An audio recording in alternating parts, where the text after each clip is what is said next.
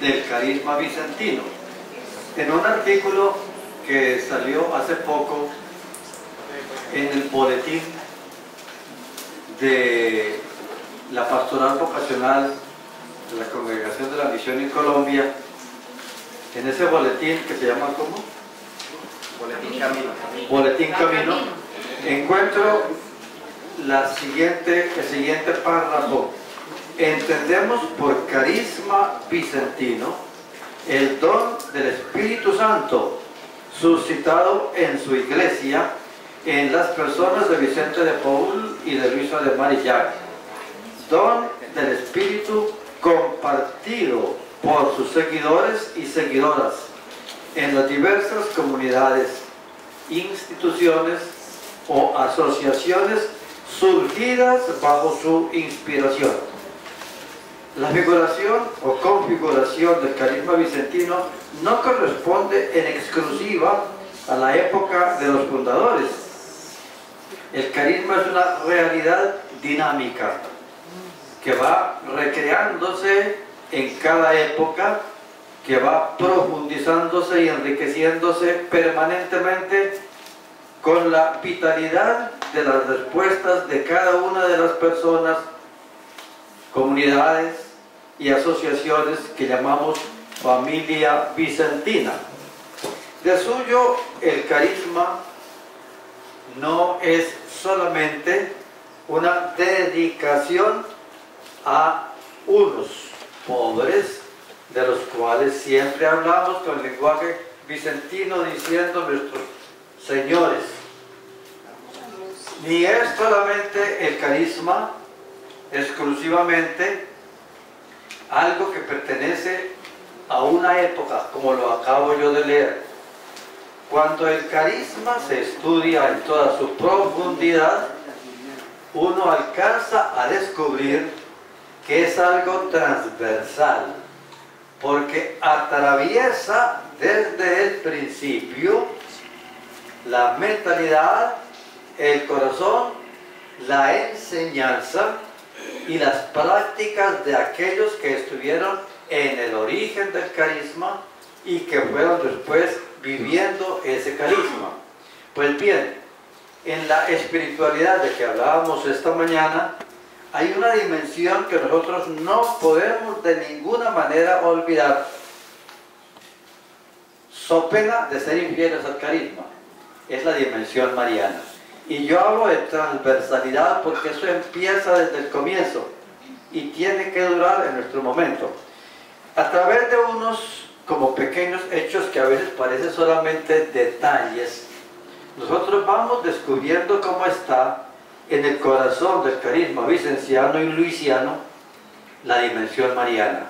Acordémonos de lo que nos cuentan de Vicente de Paul cuando era niño y salía por allá a hacer que las ovejitas pastaran. Yo he sido cuidador de ovejas y de puercos. El niño Vicente de Paul. Pero ese niño Vicente de Paul nos cuenta que allí, junto a una encina que sigue viva todavía en el Versó, sigue viva en Ranquina, en esa encina habían hecho como pequeña concavidad, habían puesto una pequeña imagen de la Virgen María y que ante esa pequeña imagen el niño Vicente de Paul se detenía a orar un poco ante la imagen de la Virgen María. Si alguien de ustedes va todavía allá a la cuna de San Vicente, verán esa encina. Yo me traje de allá 2 de esas semillas, le entregué una de esas a las hijas de la Caridad de Bogotá y otra la entregué en Cepay, pero ninguna de las dos parece que fructificó. Lo importante es que el carisma y la dimensión mariana sigan fructificando. Pero miren ustedes una pequeña señal. Esa pequeña señal se va notando de diferentes maneras. Acuérdense de que la Asociación de las Caridades, primera fundación de Vicente de Paul propiamente tal, A esa asociación le fue dada como patrona la Virgen María. Se ha dicho, dice San Vicente, que se le da como patrona porque todas las cosas que caen en las manos de la Virgen María tienen que marchar bien. Hay un poquitico de interés de la parte de San Vicente, ¿no? En ese reglamento primero. Y acuérdense cómo ese reglamento primero fue aprobado por el obispo de Lyon, Marlio. ¿En qué año? En el mismo año de la fundación, 1617. 1617. Estamos en los comienzos. Y eso fue el 8 de diciembre cuando se hizo esa aprobación. Por otra parte, esta mañana nos hablaron como una repercusión que se va prolongando de que la sociedad de San Vicente de Paúl fue, ¿cómo es el asunto de ese otro 8 de diciembre? Que la fiesta se celebra el 8 de diciembre en San Vicente, la fiesta de... Bueno, y después vamos a tenernos que encontrar otra vez con el 8 de diciembre. Vamos a ver en qué momento. La consagración de la Mariana. Bueno, entonces, digo yo, es algo que va como atravesando esta historia. Y yo les hablé de esto que decía Vicente de Paúl y quienes hicieron el primer reglamento. Pero Vicente de Paúl, cuando hizo las reglas de la congregación de la misión, nos dijo a nosotros, congregación de la misión, que la bula Salvatoris Nostri nos recomienda a nosotros expresamente que veneremos también con un culto especial a la Santísima Virgen María, cosa que debemos hacer también por otras razones. Nos esforzaremos en hacerlo a la perfección con la ayuda de Dios. Primero, nos da los medios, dando honor cada día con devoción singular a esta nobilísima Madre de Cristo y Madre nuestra. Segundo, imitando sus virtudes en la medida de nuestras fuerzas, sobre todo la humildad y la castidad.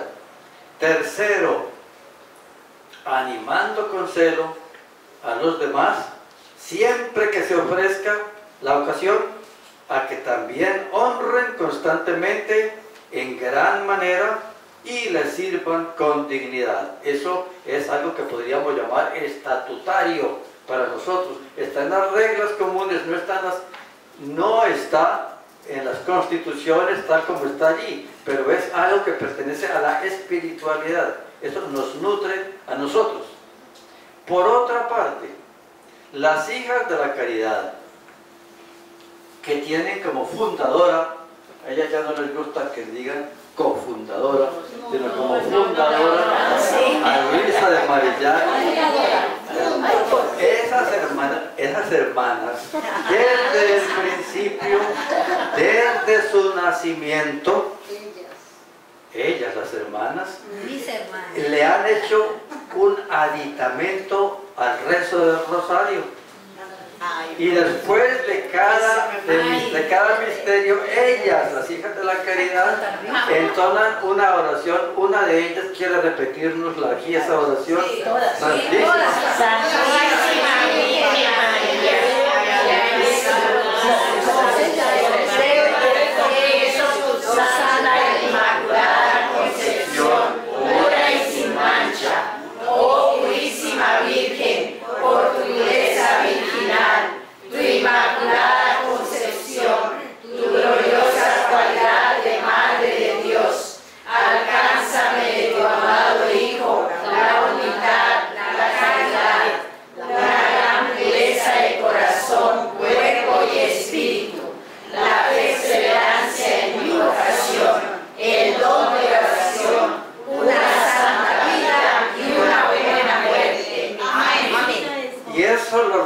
Las hermanas desde que estaban chiquitas.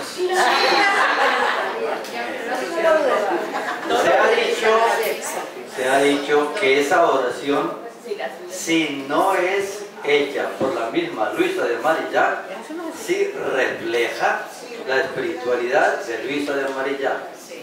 Y luego en esa oración encontramos ahí de nuevo la Inmaculada Concepción de la Virgen María. Se está confesando la Inmaculada Concepción desde el nacimiento de la compañía.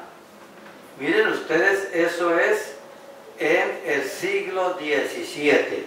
No se había declarado. ¿Y cuándo fue declarada la Inmaculada Concepción de la Virgen María oficialmente, dogmáticamente? Miren ustedes entonces, ¿cuánto después? Luego hay aquí una profecía en la oración de las mismas hermanas. Entonces, otra cosa que se ha dicho y que nos gusta repetir a nosotros, porque yo creo que es verdad, es que eso que se va a dar, como el fenómeno del aparicionismo, digámoslo así, en el siglo XIX, en las hermanas, eso es un premio que se les ha dado a ellas, precisamente por esa devoción que han tenido desde el comienzo a la Inmaculada Concepción de la Virgen María. Ayer nos estuvieron recordando esta primera aparición a Santa Catalina Labouré. Esa primera aparición, la del 18 de julio, se dio naturalmente a Catalina Labouré, porque Catalina Labouré, dice ella misma, le había rogado insistentemente a San Vicente de Paúl que le concediera, le alcanzara la gracia de ver a la Santísima Virgen María. Y San Vicente, muy compasivo, le alcanzó esa gracia. Bueno, entonces esto es, acordémonos que está, como nos lo decían tal vez ayer, está como engarzado lo uno con lo otro. San Vicente de Paúl, la recuperación de sus reliquias, después de que estuvieron esas reliquias ocultas en una casa de las Hijas de la Caridad y después en una casa de laicos, en el tiempo de la Revolución Francesa, esas reliquias tuvieron un momento de apoteosis. Hay que, dijo el arzobispo, hay que devolverle esto a los dueños, dijo el arzobispo de París. Y entonces armaron tremenda procesión desde Nuestra Señora de París, allá en esa que es realmente la iglesia de Nuestra Señora, la gran iglesia, hasta la casa, ese hotel que actualmente siguen ocupando todavía los miembros de la Congregación de la Misión. Vamos a hacer una procesión desde allá hasta la casa de los padres, llamémoslos lazaristas, hasta la Congregación de la Misión, y que allá nos aguarde el superior general, porque le vamos a entregar lo que es de ellos. Y se armó tremenda procesión. Y esa procesión fue una procesión que ocupó todos esos kilómetros que van allá, con mucha gente, hay que decir, sobre todo con muchos pobres, con muchas hijas de la caridad, entre las cuales Catalina Labouré. Algunos miembros, por supuesto, de la Congregación de la Misión, el arzobispo, y todos van hacia allá, y allí está el discurso famoso que le hizo el arzobispo de París al Padre Superior General: aquí les devolvemos lo que a ustedes les pertenece. Por allá, en una ventana de París, estaba alguien, un colombiano, mirando esa apoteosis. ¿Saben quién era? Francisco de Paula Santander. Bueno, aquí nos dice desde medios de comunicación social que era Francisco de Paula Santander. Desde allá él estaba curioseando y él mandó después en una carta, Mario estuvo leyendo esa carta, mandó en una carta la noticia. Son las memorias de... ¿Es de memorias? Sí. Bueno, en todo caso, allí hay un curioso colombiano, un patriota nuestro, Francisco de Paulo Santander, y él contempló ese episodio. Pero lo que más me interesa a mí en este caso es que las reliquias son de San Vicente de Paúl, pero ahí va Catalina Labouré.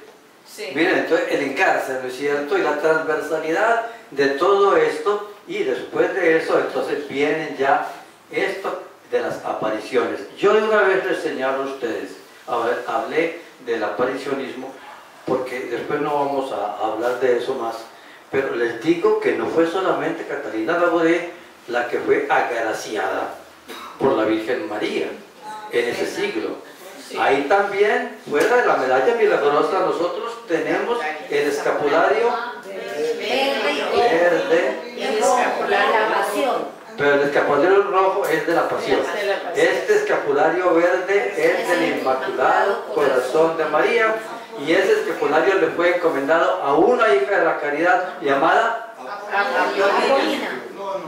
Justina Vizcaiburu. Apolina es la del otro escapulario. Bueno, entonces el escapulario verde, y es bueno que ustedes caigan en la cuenta que ese escapulario verde, la devoción al Inmaculado Corazón de María, está vinculado con un acontecimiento que se está celebrando en este momento en la iglesia, la Virgen de Fátima, el centenario. Allí está también 100 años. Ahí está bien metido, en cierto sentido, el carisma bizantino a través de esa hermanita, Sor Justina Vizcaiburu. Bueno, entonces, lo que para nosotros es como lo más luciente, lo que nosotros hemos propagado más, es naturalmente lo que fue la aparición a Sor Catalina Labouré, Zoe Catalina Labouré. Entonces, yo quisiera que aquí,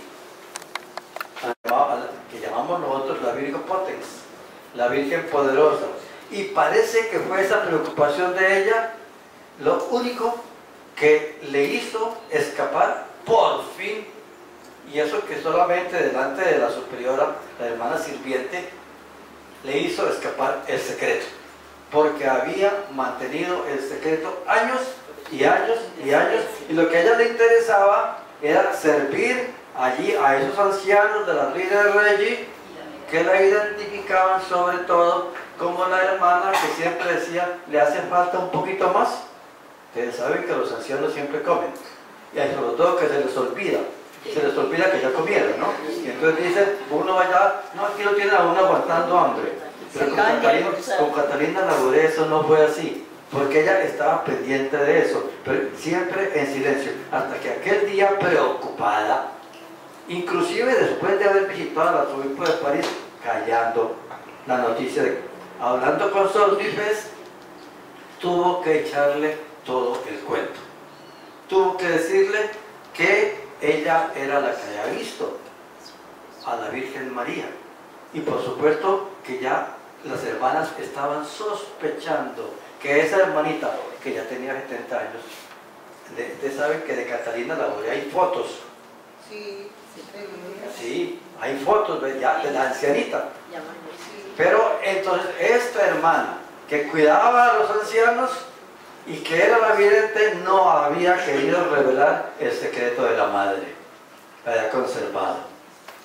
Bueno, yo les decía que nos fijáramos en las 12 estrellas, porque yo quiero venir aquí a otro asunto que pertenece a lo mismo y del cual probablemente ustedes no han oído hablar.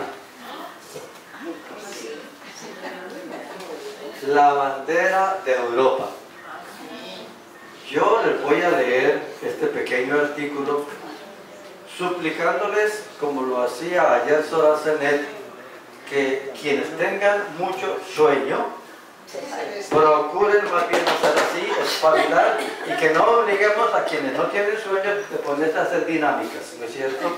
Voy a suplicarles, porque esto probablemente muchos no lo han leído. Y es que a veces los intelectuales, ¿no? Dice el comienzo del artículo, a veces los intelectuales se ven sorprendidos con cosas que ellos han hecho y que son pura religión.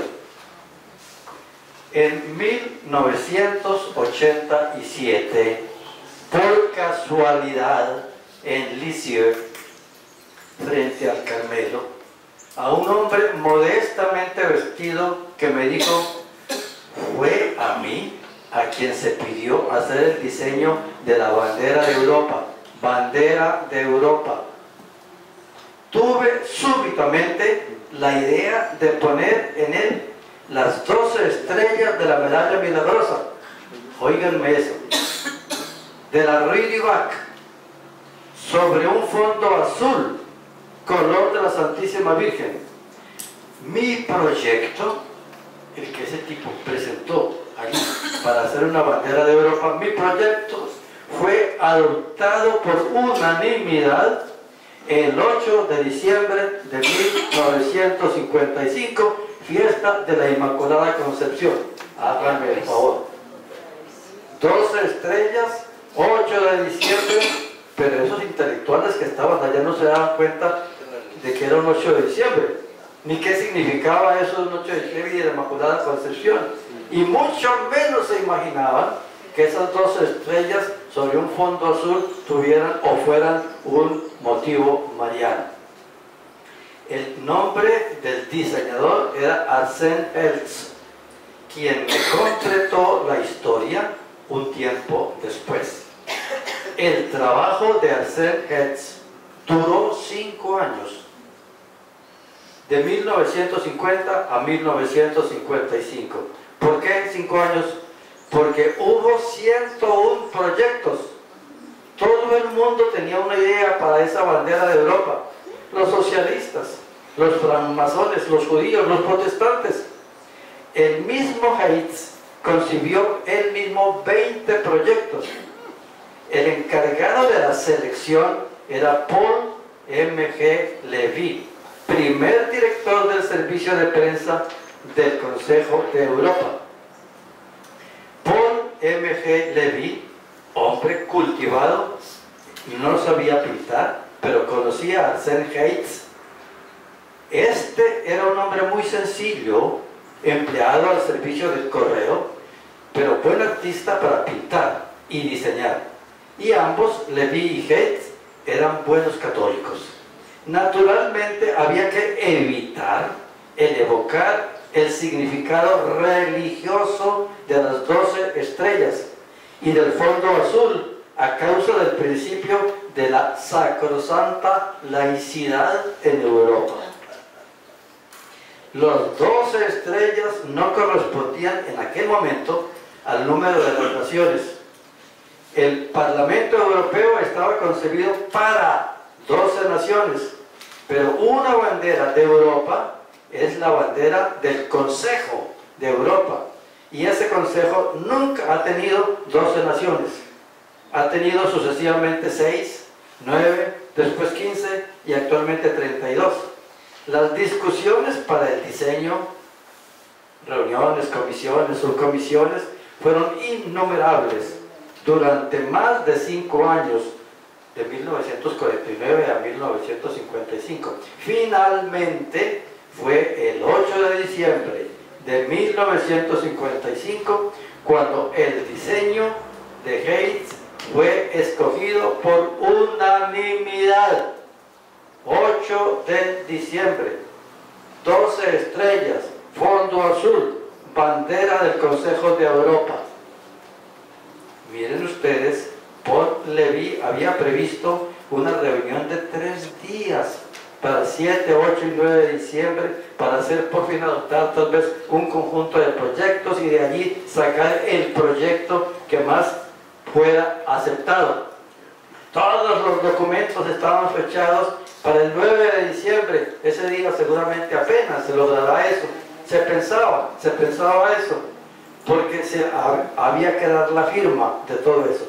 Pero todo anduvo tan deprisa, y también que esta asamblea terminó su trabajo el 8 de diciembre, día en que fueron escritas las firmas particulares.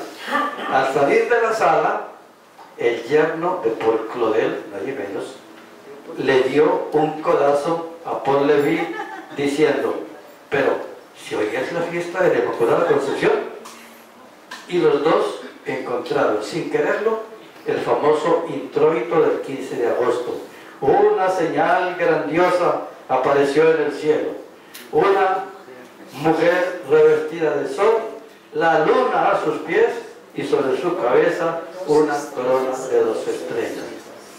Ahí tienen ustedes, eso no lo sabían probablemente. Ahí tienen. Esas son, que dicen, de las picardías de la Virgen, de la María Milagrosa. Y de la Lady Bach también. Bueno, entonces, yo les he dicho a ustedes que la dimensión mariana es algo que atraviesa en todo momento la espiritualidad bizantina. Y esto es algo que a nosotros nos tiene que hacer pensar.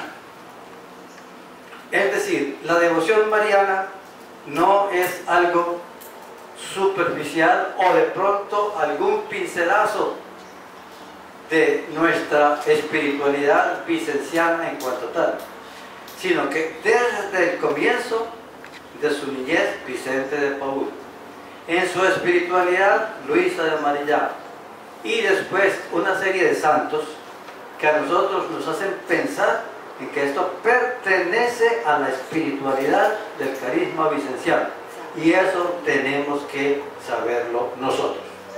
¿Alguna pregunta hasta aquí? Tengan la bondad entonces, si no hay preguntas, de copiar estas otras preguntas que yo les voy a dar.